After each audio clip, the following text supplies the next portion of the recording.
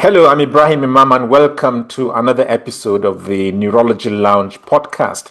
And we will continue exploring the intriguing theme of ADHD.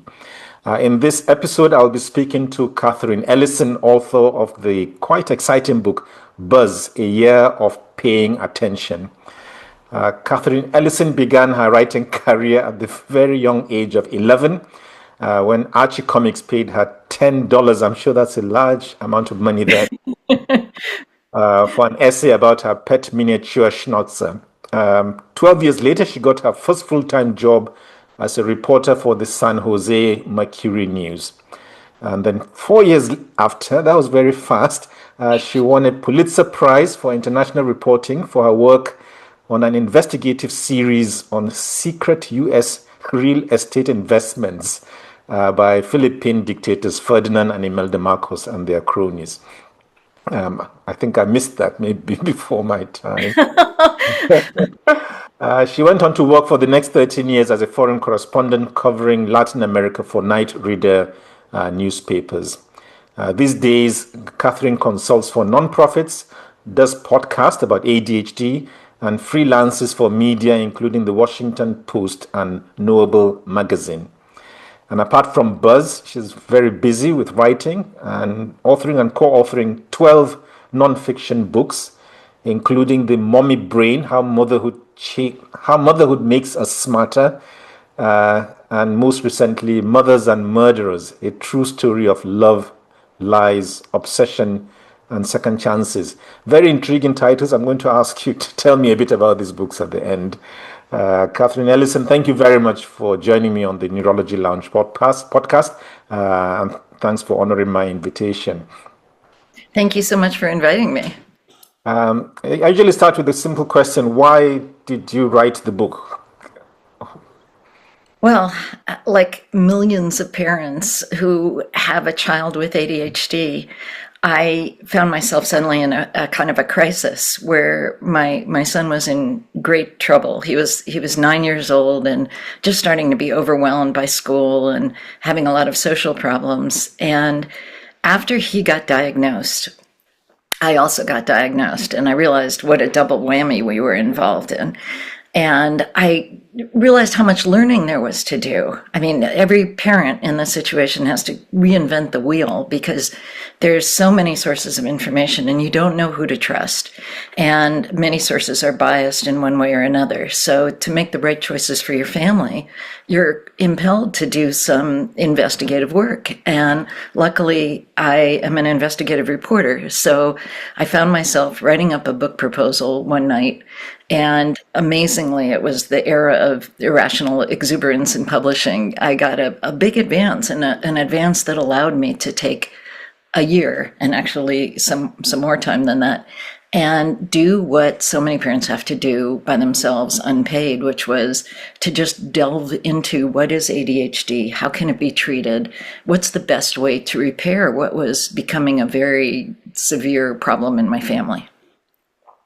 And so you took one year off. What did you do? I'll tell you, I didn't actually. There's a whole chapter in there that talks about chronophagers, which is things that eat your time.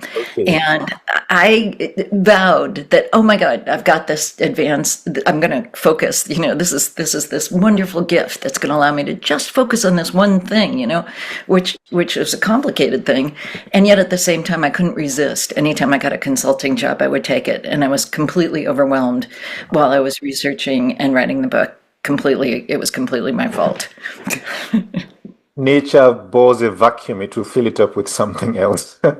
Well, ADHD, a big trait is novelty seeking, and you're constantly trying to stimulate your brain. And so any chance to do what I was not supposed to do was so exciting. Okay, before we delve into the narrative, there's a lot of confusion, I think, about the name ADHD. Because it's ADHD and there's ADD. What is ADHD in your? Yeah, so many people still say ADD. ADHD has had, maybe half a dozen or more names, as I'm sure you know, in its history. There's been hyperkinetic something or other. I mean, there's just been a million different things. And then it was called ADHD, Attention Deficit Hyperactivity Disorder, in 1980. It was called ADD, Attention Deficit Disorder, in 1980. And then in 1987, it was changed to ADHD. In 1980, it was kind of breakthrough research that showed that the real problems were in the attention. Bit of it. And I think the hyperactivity presumably is more common in males than females. Is that kind of still holding true? Yeah, you'll see some females like me who are a bit hyperactive, but generally it's more common in males. And that's why, as you may have heard, girls go under the radar. I wasn't diagnosed until I was 48. And there's been longitudinal research by Stephen Hinshaw, which is really groundbreaking research many years ago, that shows that girls with ADHD have many more suicide attempts, car accidents, teenage pregnancies, all sorts of issues because they don't get treated like the boys do. Okay. Just one of many ways where females are not offered good justice in medical practice. We're catching up a lot, but there's areas that Yeah. we have a lot to go. But we are catching up with diagnoses. I mean, it's evening out a bit, and especially now in adulthood, many young women are getting diagnosed as never before. And self-diagnosis as well, I presume. People kind of, this must be what's TikTok, diagnosis by TikTok. happening. There's always been overdiagnosis as well as underdiagnosis, and I think that social media, unfortunately, is encouraging people who just get distracted to think that they have a neurological impairment. Okay, going to your son's symptoms, and he's Buzz. Buzz is his real name, is it? Or is that a nickname? No, I tried to protect him as much as I could, and it seems to have worked because on my Wikipedia page, I don't know if it's still this way, but it says I have three kids, two with our family name and one Buzz Ellison, and I just have two. But anyway, I did. I was in a wonderful writers group at the time, and they were all mothers, and they really helped me along the way. Like when I was quite angry at him at the time, as he was with me, and they kind of helped me protect him more than I might have at the time because I was so emotionally charged. And one of the ways was to give him a nickname. Okay. A fitting nickname, I have to say. And I think his symptoms or his problems really came to light in second grade. Looking back, did he have any symptoms before then, or was when it really started? When I was in Brazil, Ibrahim, there was this saying, "do berço," which is from the cradle, that you can tell somebody's personality from a baby. And Buzz came into the world screaming and yelling. He took 20 hours to be born. He had colic all the time. I mean, he was a baby that constantly demanded your attention. And he is now 30, and he retains some of those characteristics. And I want to say that he's doing really well right now, not quit. And he's also a very his mind is constantly in motion, and he keeps your mind in motion as well. But when he was young, he was an adorable young child. He was very active, very smart, very inquisitive, and the troubles didn't seem to come until about 9 years old, when he suddenly seemed to be quite depressed. And the low point in my entire parenting experience was when a teacher handed me a picture that he'd done of a noose and a bottle of poison and a knife, and it said things that I could use to kill myself. And that's what I made a joke of it before. I mean, I was involved in a million different work things, but that picture snapped me out of a lot of distraction in my own life and made me really know that I had to really prioritize his well-being. And he was having difficulties with his school assignments and More school. serious was social. And that drew me back to a lot of memories I had too of not having a lot of friends as I was growing up, and how painful that was, and being teased because I was different. And I could see that happening to him too, and having a really big effect on him. And back at home, what was happening at that stage from 9 years on? Um, well, we were fighting a lot. I describe in the opening pages of the book a kind of typical fight in a car where, and as soon as I wrote it, I realized how emblematic it was of our situation. He wanted coffee.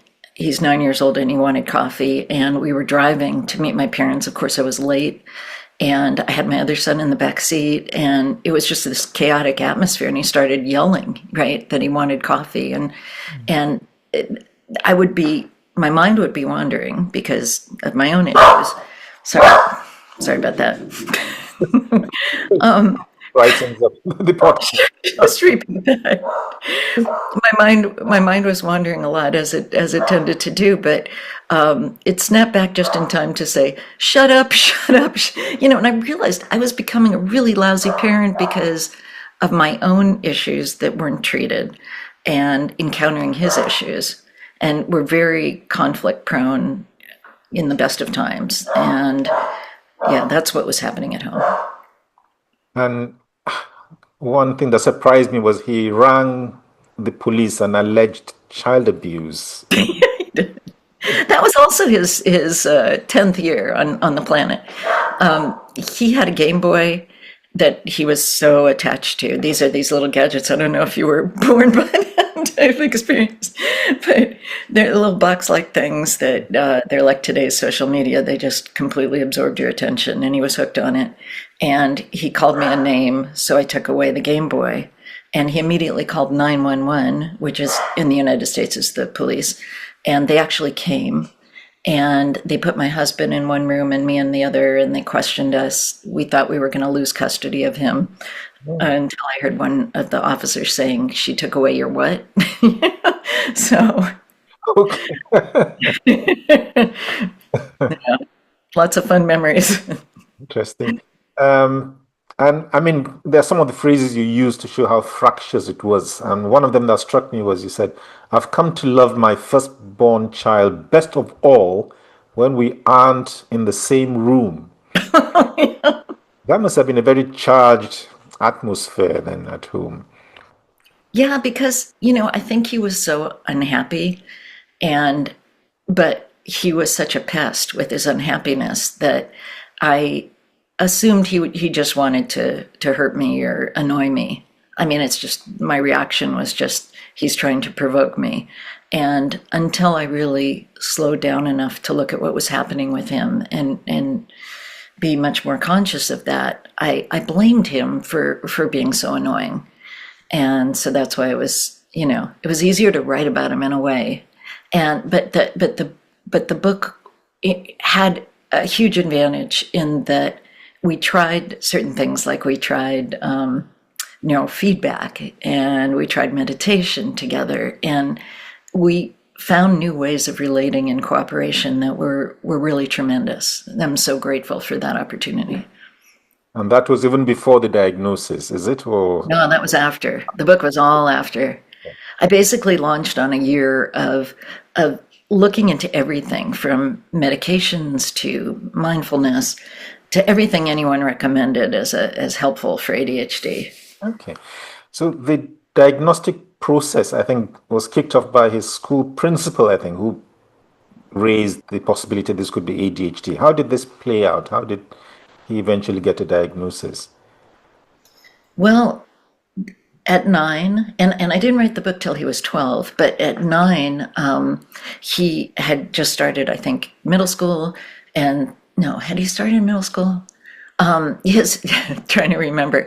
But the homework assignments were getting a lot more complicated at that time, and he was just snowed under. He couldn't do it. He didn't care about what he didn't care about, as many people with ADHD will do. He just wanted to look into what he was interested in, and consequently, he just started really failing.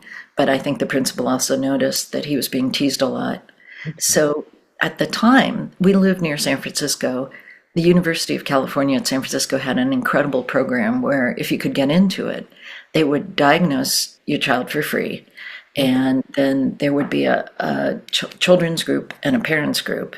And the parents would get help with parenting, and the children would get wonderful counseling among themselves. And that was really a great thing.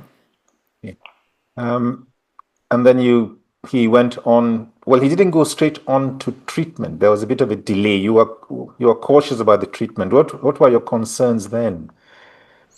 Well, he was treated in the manner of group therapy, and we did have a psychiatrist for him, but I live in Northern California, and especially in those years, there was such opposition to medication, and also in the press. These were the years that books were being written, running on Ritalin and talking back, it's just like a lot of distrust in more than there is now, it seems, in that corner of psychiatry. Scientologists were writing a lot. Tom Cruise was interviewed and talked about ADHD stimulants on national TV. You couldn't get away from people really judging and blaming you if you thought that you might medicate your child. And I write a lot about that because that was very hard to break through. I did not want to give him medication. We had fed him organic China baby food. We just had been so careful. No poison would touch our baby's lips. But that was a real impetus for the book because as a journalist, I had to look behind the headlines, a lot of which were hysterical, and interview some of the doctors, scientists who'd done these studies, and really looked behind what was being reported in the papers and convinced myself that the medications were safe enough to try. And if you always have to balance, and balancing the road that he was going down versus something that might help him, it helped me decide.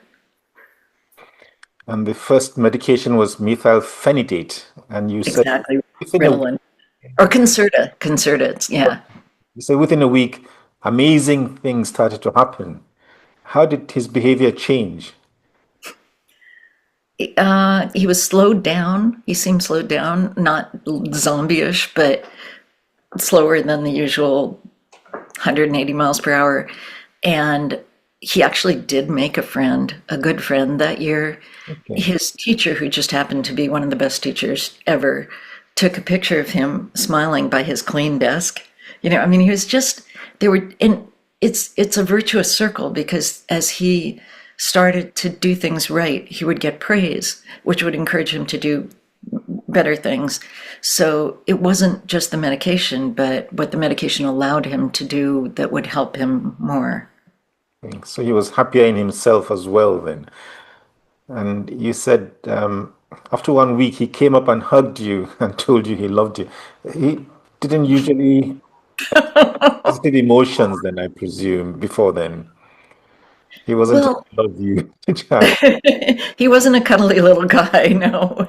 He would sometimes write the sweetest notes, all of which I've saved, but he and I were very antagonistic. We really were because our personalities were just evolved to be combative.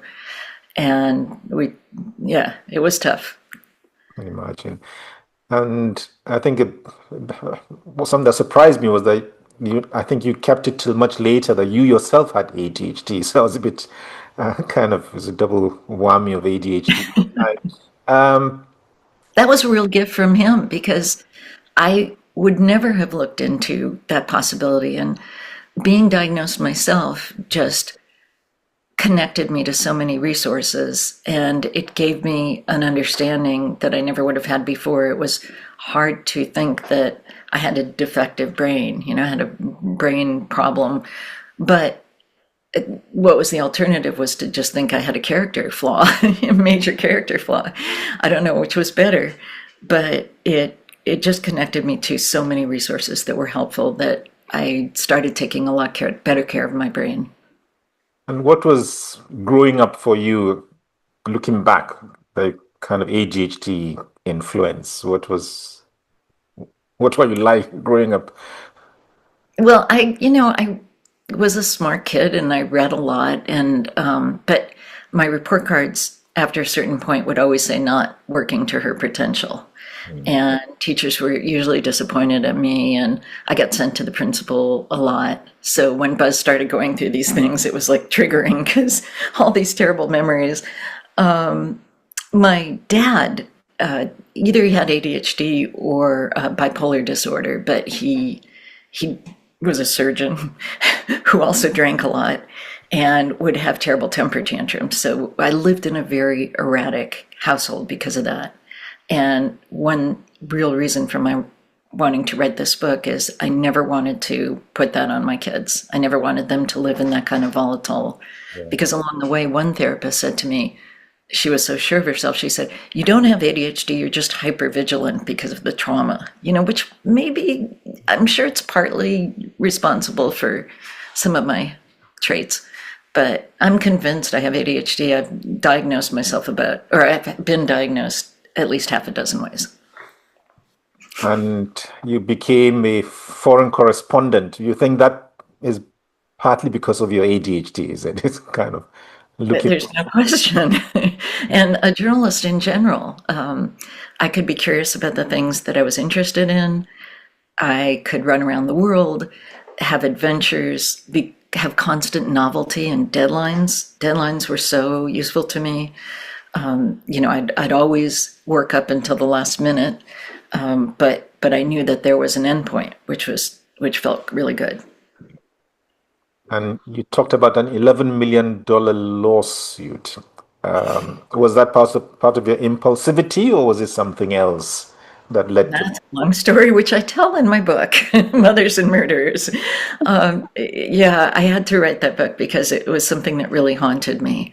When I first started out in journalism, and this was a career that I'd dreamed of from age 13, I knew I wanted to be a journalist. My 3 siblings are all doctors, but I was on this path from a very early age, and it was all I wanted. And I finally got this job at the San Jose Mercury News in California, and immediately started making these terrible mistakes. And they were always mistakes that editors somehow wouldn't be able to catch. They were like little hidden bombs. Did I want to sabotage myself? I don't know. But they were really, really weird mistakes. And I was pretty much on probation and about to be fired when I made the biggest doozy of my career, which was I paraphrased a prosecutor to make it sound as if this woman in a murder trial, she was the wife of a defendant, was also guilty of murder when she had not been charged. And spoiler alert, 10 years later, she was charged. She's part of this whole book. So I was right, but she sued us. She had the moxie, even though she had planned this murder, she had the moxie to sue us for $11 million. And at that point, I thought, that's it for me in journalism. But in a funny way, it almost had a protective quality because my editors didn't feel that they could fire me and admit that I was this walking liability before the lawsuit. So they kind of kept me on, and I went into psychotherapy because of that. So I think that was the luckiest mistake of my career. I went into really serious, budget-breaking, time-consuming psychotherapy for like 4 years, and got a good enough understanding of my brain that I stopped making mistakes, and was able to prove to my editors that I was good enough so that they sent me to Mexico City as the Mexico City bureau chief. Okay. That's Pulitzer also helped. That was after that. It was like 2 years after I was sued for $11 million that I got the Pulitzer. okay. So that more than compensates for that. So you mentioned your dad, who you think might also have ADHD, but the roots of ADHD go much further back in your family history. I thought that would make a whole different book, but summary, can you trace it back? It was so much fun to research this, and thank you so much for reading the book so carefully. I'm really, really honored. My dad's dad was a Polish tailor who, it's kind of like me and the mistake in the Pulitzer. He was, because of his ADHD, he was restless and novelty seeking enough to leave Poland before the Holocaust, thereby saving, his whole lineage. But he was impulsive enough to then go back to Poland after the Holocaust and try to retrieve a family. I guess he had some money coming to him. He took that money and he went to Monte Carlo and he gambled it all away. So that was kind of our forefather story. That kind of sets the scene for what followed. Interesting. You need to write a whole book on that, I think. It'd be fun. I mean, you mentioned a lot of the research you did into the history of ADHD as well, and I would like to kind of touch on two of the personalities you mentioned. One was Canadian psychologist Virginia Douglas, who was working with distracted children at Montreal's Children's Hospital. What did she observe? What was the seminal thing she noticed? I was so thrilled to be able to interview her. It was in her last years of her career, and she does not get enough credit for. I'm pretty sure she was the one who first described what we now know as the ADHD as an attention disorder.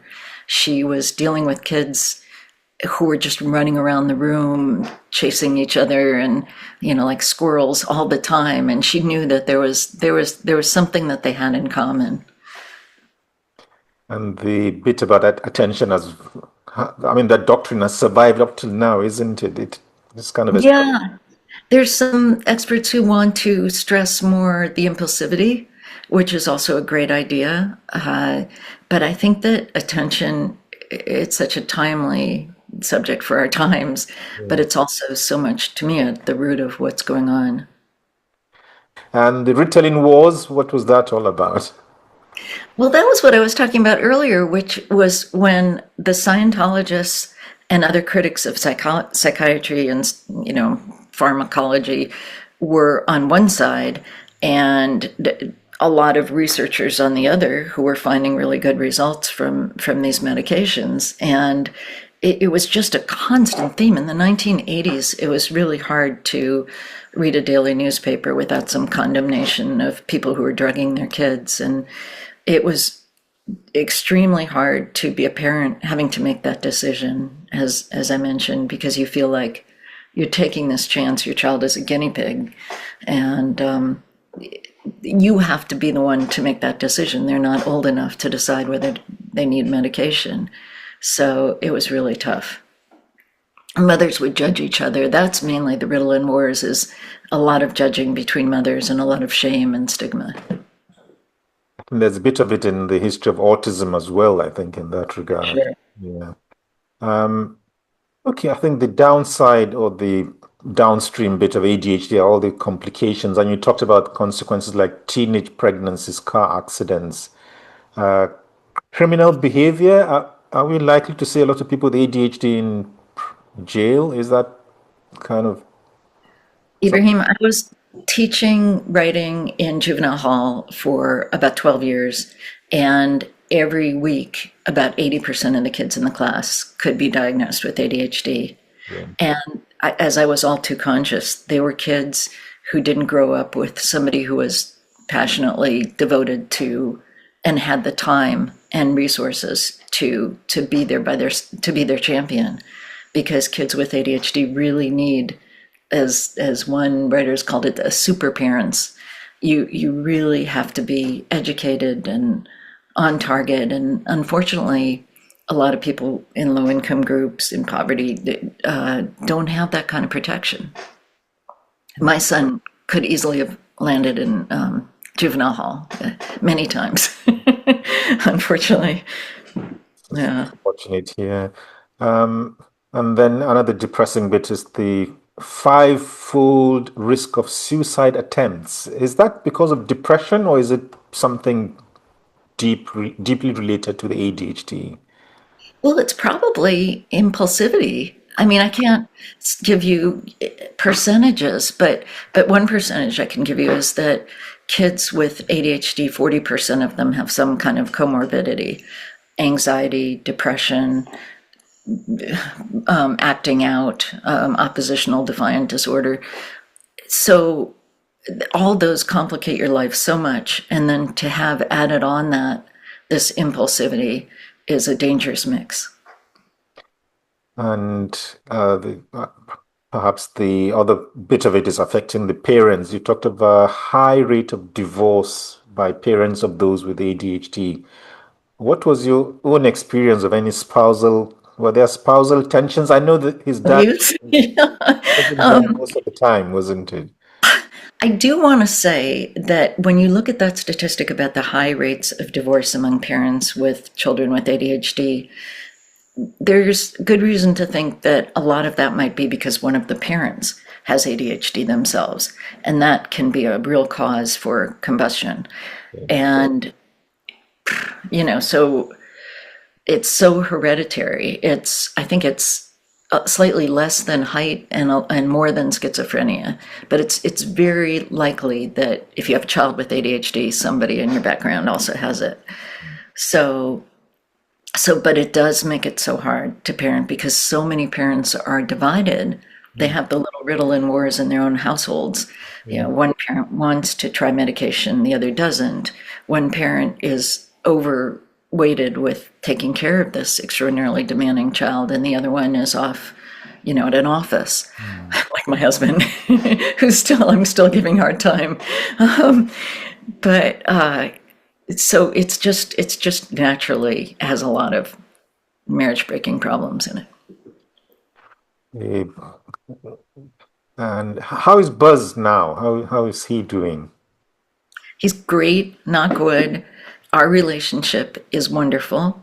We've gone through tremendous trials after that book. Things got a lot more serious for several years, but I'm so proud of him and so amazed at everything he's doing in his life, which I wish I could tell you, but I'm being more protective of his privacy now.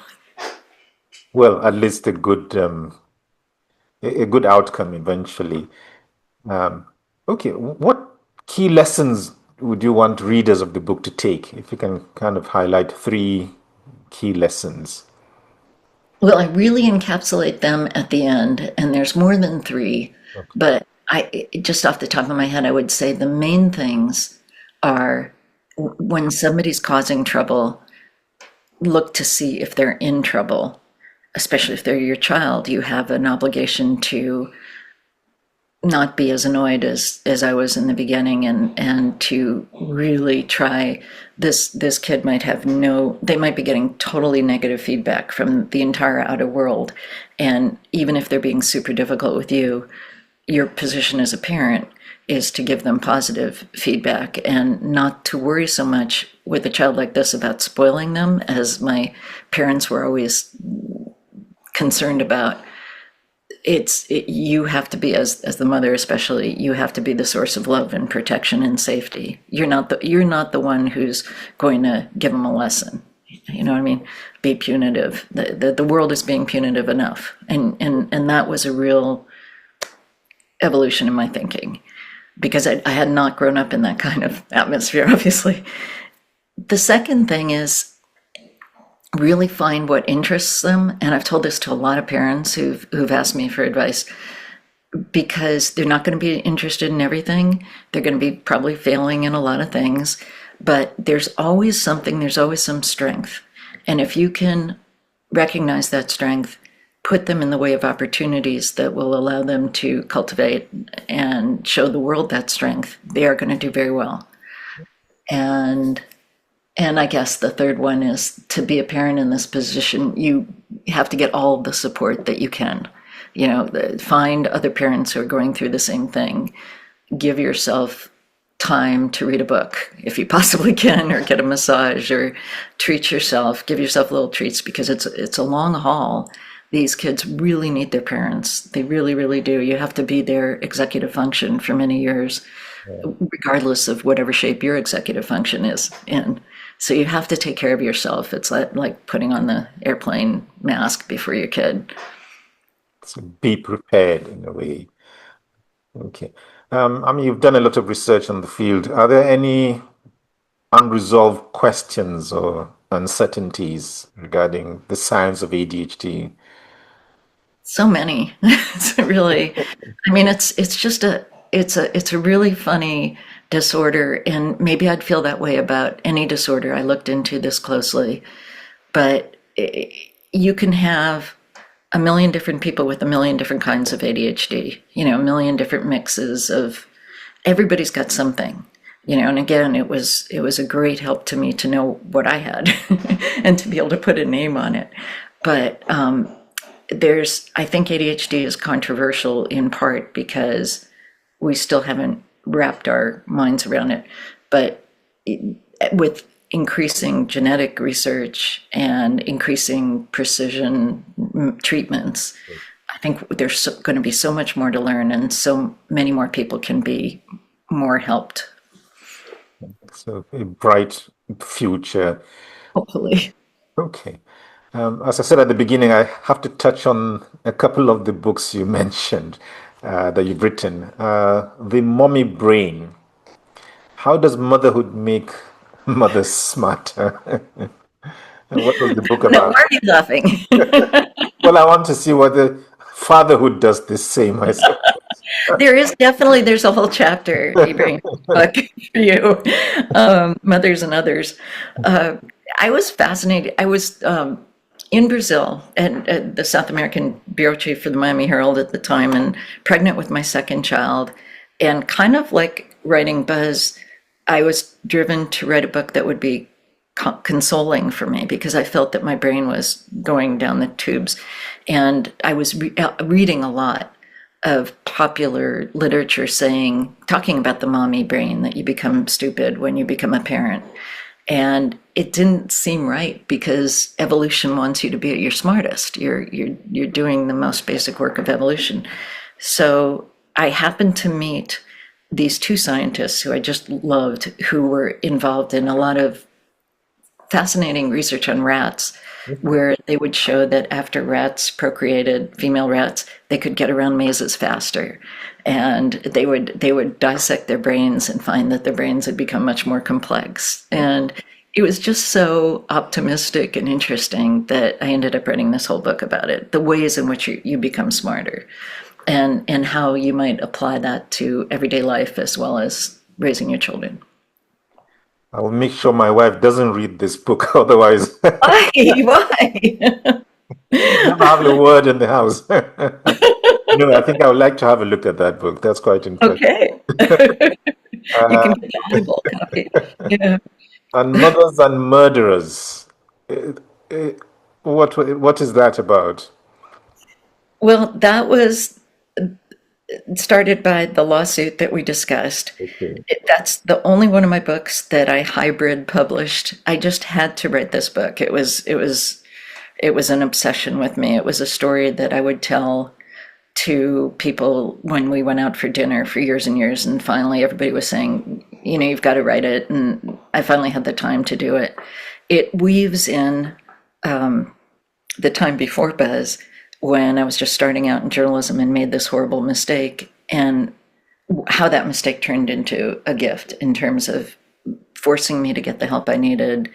It indirectly related to my meeting my husband. It was just so amazing how this huge mistake translated into all these wonderful gifts. But in the meantime, I traced the evolution of this lawsuit and the criminal case in behind it, because this woman that I was writing about and who sued me was an incredibly fascinating character, extreme narcissist, somebody that everybody thought was, Miss Personality, but turned out to be this just really horrific person. And that's all I'm going to say about that. To add to my reading list then. Are there other books you would like to recommend on this theme, or anything about the brain, or any exciting books you would like to recommend to listeners of this podcast? By other people, let me think. But I still think Ned Hallowell's original book, Driven to Distraction, is a great book on ADHD. That was the first book I read, and I still think it was just amazing. He was writing about it before anybody began. What else? What else? What else? I don't know. I just read Our Mutual Friend by Charles Dickens. Okay. Okay. 772 pages. And for keeping your brain in shape, following one of these novels that has like 20 distinct, incredible characters who all become related has got to be great brain exercise. So, Okay. tangentially, I would recommend that. One to look out for. Okay, Katherine Ellison, thank you very much for participating in this episode of the Neurology Lounge podcast. I'm most grateful. And to my audience, thank you very much for listening or watching. If you found it enlightening, entertaining, educative, please check out Catherine's books. And I also have a book called Surfing the Brain. When you finish with hers, you can check it out. I also have a neurology database called Neuro Checklist, and there's a bit of ADHD there. And to make sure you don't miss the next episode of the podcast, why not subscribe to the Apple, YouTube, or Spotify channels? But until then, thank you very much. And Katherine, thank you very much for joining me. I'm most grateful indeed. It's been a pleasure. Thank you.